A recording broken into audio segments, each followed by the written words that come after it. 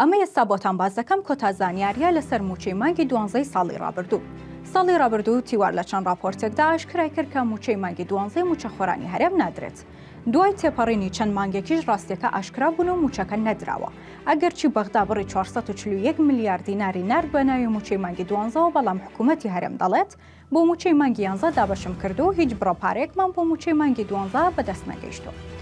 بەپێی زانیاریەکانیش لە میانی کۆبوونەوەکانی هەردوو شاندی هەرێم و بەغدا و دواتریش ڕێکەوتنیان لەسەر موچەی ئەمساڵ بە هیچ جۆرێک باسی موچەی مانگی 12 نەکراوە.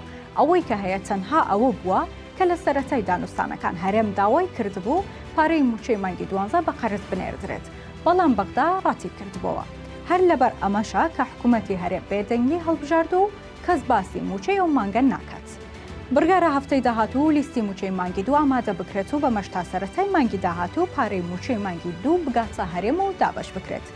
بەڵام موچەی مانگی 12 لای حکوومەتی هەرێم بووە بە ڕابردوو، لەگەڵەوەشدا موچەخۆران هەر خەیاڵیان لای ئەو موچەی ساڵی ڕابردووە کە بە بێدەنگی بۆیان پاشەکەوت کرا.